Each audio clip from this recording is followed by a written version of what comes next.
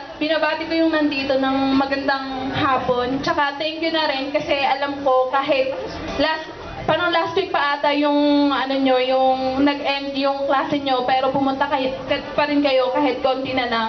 Thank you din sa time. Tapos, una sa lahat, hindi ko talaga alam kung saan ko sisimulan yung speech ko kasi hindi talaga ako nakapaghanda ng speech. Impromptu lang talaga to kasi ang akala ko parang interview lang katulad ng May. Tapos nasak pa ako pa yung una. So, yun, hindi ko alam kung saan ako magsisimula. Pero sisimulan ko na lang yung speech ko sa pag-thank you muna. Unang-una sa lahat, nagpapa-thank you ako sa mga, syempre, una sa God kasi kahit ganito lang ako, I mean, hindi naman talaga ako religious na masyado. Pero pinagbigyan pa rin niya ako sa prayers ko na sana pumasa ako sa board. Tapos, thank you na rin sa family ko kasi sila talaga yung parang sila yung inspiration ko para maging CPA. Kahit hindi ko gaano gusto yung course na to, pero iniisip ko sila, parang kapag naging CPA ako, kahit hindi ko gusto, pero pag naging CPA ako, magiging successful ako, matutulungan ko sila. Tsaka thank you na rin sa mga friends ko, sa mga classmates ko. Kasi pag may mga times na parang tinataman ako pumasok ng school, sila yung dahilan kung bakit pumapasok ako. Kasi alam ko, hindi po yung araw nila pag wala ako. Sa mga friends ko talaga na laging naandyan, syempre kasi sila yung kasama ko parati sa market, sa time zone, sa videoke, tsaka kapag kumakanta ako ng laklak sa videoke, tsaka nag-headbang pa, okay lang, hindi na ano yung image ko. Kasi sanay na sila sa akin. So maraming salamat sa kanila. Hindi ko na iisa-isahin kasi masyado silang madami. Tsaka sa UMAC din, syempre, dahil sa kanila, sila yung nagbigay ng abot kayang halaga na pag-aaral. Kaya ngayon, naging CPA ako. Tapos, siguro sisimulan ko na lang yung speech ko sa pagkwento ng buhay ko. Lumaki kasi ako sa Romblon. Actually, mahirap lang kami. Ang tatay ko, maaga siyang namatay. Tapos ang nanay ko naman, isa lamang siyang naglalako ng saging sa palengke. 5 kaming magkakapatid. Tapos, yung panganay ko, si Ate Paige, siya yung nagpaaral sa akin. Ang trabaho lang niya, sales lady dito sa market. Actually, ano lang siya below minimum wage. Tapos, pero, proud pa rin ako sa kanya kasi dahil sa kanya, napag-aral niya ako. Tapos, nagpapadala pa siya sa amin. So, sobrang love na love si ate. Yung pangalawa ko naman na kapatid, si Kuya Paul, nasa probinsya siya. Tapos, high school graduate lang din. Actually, kasama siya ngayon ng nanay ko doon. Tapos, yung pangatlo ko namang kapatid, si Ate Love, lately lang siyang lumipat dito. Kasama ko din siya sa bahay.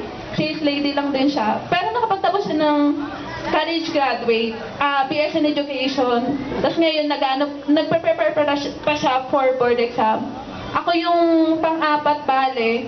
Tapos, mag-describe ko yung sarili ko na among sa 5 magkakapatid, parang ako yung bata pa lang, parang masyado nang mataas yung, ang tawag dito, yung parang ini-expect nila sa akin. Kasi before, parang elementary, nag-graduate ako as valedictorian. So parang iniisip nila parang ako yung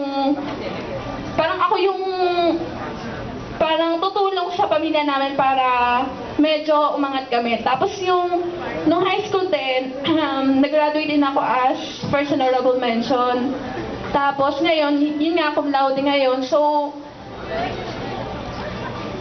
ang family ko, sobrang taas ng expectation nila sa akin. Tapos, yung bunso naman namin, high school graduate din, pero may plano ako na pag-aralin siya. Nagtataka siguro kayo kung bakit BS in Accountancy yung kinuha ko, samantalang sinabi ko nga kanina na hindi ito talaga yung first choice ko. Actually, nung 4th year pa lang talaga, hindi ko alam na may accountancy na course. Hindi ko din alam na may mga CPA na ganun. Basta hindi ko siya alam. nalaman ko lang siya nung malapit na kami mag-graduate ng 4th year. Tapos nagtatanong-tanungan kami kung ano yung kukunin namin course. Tapos parang may nagsabi na maganda daw yung accountancy kasi nga daw parang in demand siya. Tapos sabi ko, accountancy, ano ba yon? Tapos yun, ang akala ko, ang accountancy yung nasa bangko, nagbibilang ng pera, yung ganun yung idea ko. Tapos, sabi ko, magdodoktor ako. Parang gusto ko magdoktor. Kasi naisip ko, mahirap nga lang kami. Tapos, ang haba pa ng, years na gugugulin. Tapos, masyadong magastos.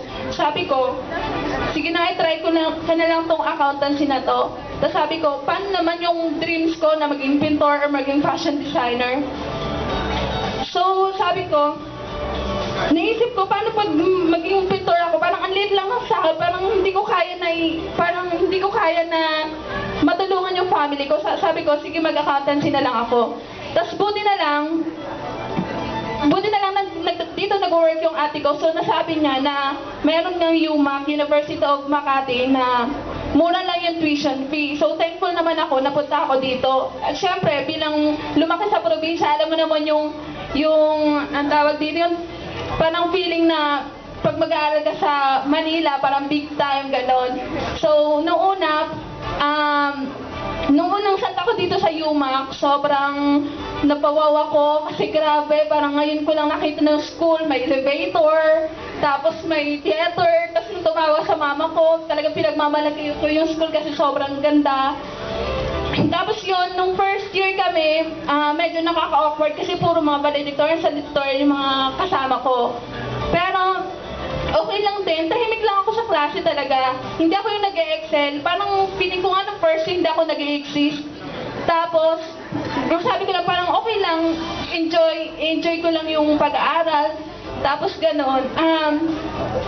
Nakaano din naman, so far, nakaraos din, hindi din ako nagkaroon ng 5 or 3 or something na ganon. Kahit hindi ako, parang easy-go-lucky lang talaga ako. Pumapasok ako sa school, 30 minutes late, ganon.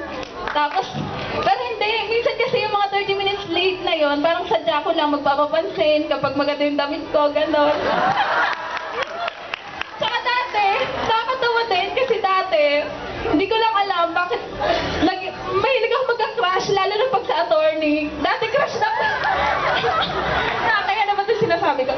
Dati, sobrang crush ko si Sir, si Sir Robes. Parang nahumaling ako sa kanya dati before. Tapos ang ginagawa ko, parang pag vacant namin, dadaan ako sa room niya, tapos wala, sisilipin lang, ganon. Tapos kay Sir Aclero din, grabe, nagka-crush din ako sa kanya dati. Tapos ang ginagawa ko, kasi ang ano niya, kapag late kakanta, tapos yun, lagi ako nagbabalik sa kanya para kumanta. Pero okay lang. Tapos yun, yun nga sabi ko, easy-go-lucky lang talaga ako before. Tapos na-realize ko third year, sabi ko, saglit lang, running for cum laude pala ako. Parang sayang naman kung hindi ko parang siseryosohin to. Sabi ko, sige, ipupush ko na to, mag-aaral ako mabuti, parang i-maintain ko yung grade, tapos hindi ako magkakaroon ng dos. Yun yung parang inano ko sa sarili ko, challenge ko yung sarili ko. Tapos after nun, parang lagi na ako nag-aaral, lagi na ako nasa library. Pag walang klase, tatambay ako sa library. Tapos, masaya naman graduate ako na cum laude. Tapos, nung 5th year, parang sabi ko, parang kulang pa yung effort ko kasi 1 year na lang mag-board exam na ako. Tapos, ang ginagawa ko parate, di ba pang gabi yung klase ko, parang ang ginagawa ko, papasok maaga, mga 9, tatambay ako sa library, dito na rin ako mag-lunch, hanggang maghapon na yun. Tapos pag 6, saka na ako papasok, ganun yung ginagawa ko everyday. Tapos, 5th year, yung ibang classmates ko, nagre-review na sila mga November to December. Actually, yun din ang plano ko, mag-take sana nung May. Kaso, yun nga, financial problem kasi wala pa kami, hindi pa prepared yung ate ko sa mga gastusin. Tapos sabi ko, sige na nga, mag-self-review na lang ako. Tapos titingnan ko sa May kung parang feeling ko kaya ko na. Tapos pagdating nung March, sabi ko, sige, mag-study na lang sa bahay. Tapos pagdating sa bahay, nung bakasyon na, parang na-realize ko, parang iba pala pag nasa bakasyon ka, pag bakasyon mode ka lang, kapag hindi ka pumapasok sa review school, Kasi parang hindi mo mapipilit sa sarili mo na mag-review kasi maraming distractions like TV or something. So sabi ko, sige na nga, wag ko na lang ituloy, wag ko na lang i-push yung May. Sabi ko, magre-review na lang ako this coming June to November. Tapos yun, nag-review naman ako. Sige. Mahaba na ba yung speech ko? Yun, so, nung pumasok ko sa review school, weekends lang. Hindi ako nag-weekdays kasi, yun nga, masyadong malayo. Tapos, para safe na rin. So, weekends, pumapasok sa school, 8 to 6 yung pasok namin. Pag Monday to Friday, wala akong ginagawa. Ang habit ko lang talaga is, gigising ako ng mga 10, tapos manunod ng kahit showtime man lang. Tapos after nun, diretso review na talaga, mga 3 to 8, ganon. Lahat ginugugol ko sa pagre-review. Tapos, yun, so far naman, medyo maganda naman yung pagre-review ko. Ang masasabi ko lang sa inyo, huwag kayong aasa sa review school. Kasi, na-realize ko noon, after na ng review school namin, na-realize ko, parang nung binalikan ko na siya, parang iniisip ko, ano ba yung natutunan ko sa review school? Tapos, nung inassess ko yung sarili ko, nalaman ko na parang ang konti lang pala nung natutunan ko sa review school. Although parang kasi yung review school, mabilis kasi siya. So parang konti lang pala yung natutunan ko. Parang yung natutunan ko pa rin, kung ano pa rin yung nireview ko nung mga undergrad pa lang ako. Marirealize niyo yan pag review school na kayo. At least, parang konting-konti lang talaga yung makukuha nyo, mapupulot nyo sa review school. Kaya sinasabi ko sa inyo, habang maaga pa, habang first year pa lang kayo, simulan nyo nang mag-review. Kasi ang review school, sobrang ikli lang ng span. Tapos yung knowledge na makukuha mo, super konti lang talaga. Ang nag-iwan lang talaga sa'yo, ang ma-retain lang sa utak mo kung ano yung na-review mo nung undergrad ka. So, yun, nag-take ako nung pre-week na sobrang haggard kasi ang dami ko sanang gustong basahin, ang daming review school from different review materials. So kulang yung times. Tapos parang andun pa yung kaba, parang hindi ka pa makakatulog kasi lagi mong iniisip yung malapit na yung board. So ang ginawa ko na lang, nag-focus na lang ako sa review school dun sa review materials ng review school. Tapos nung first day of board exam, sobrang kabado, maaga. Pero okay lang, parang sinabi ko sa sarili ko, parang hindi ako kabahan. Ba't ako kakabahan? Sobrang tagal ng preparation ko. 5th year pa lang, nagpe-prepare na ako. Review school, sobrang hindi naman ako nagpabaya. So bakit ako kakabahan? Papasa ako. Yun ang sinabi ko sa sarili ko.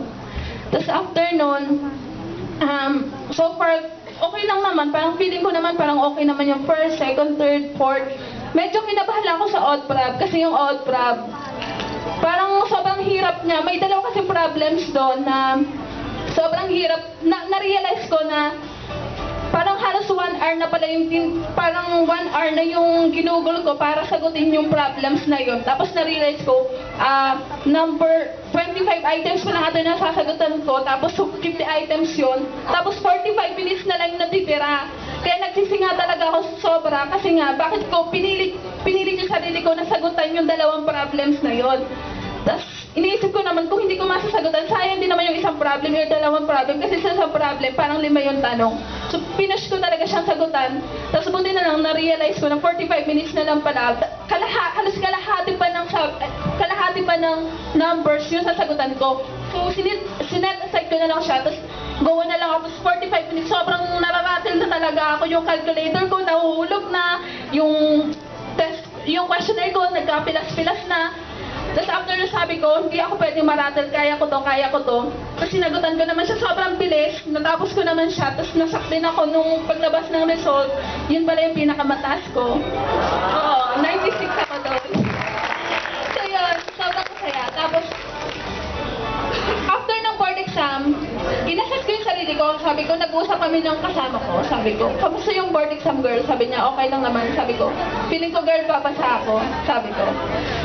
1 week, ang tagal lumabas ng result, pero hindi ako kinakabahan, hindi ko alam kung bakit. Kasi, mararamdaman niyo pag nag-board exam kayo, mararamdaman niyo, mag-feel isipin nyo kung papasa kayo o hindi.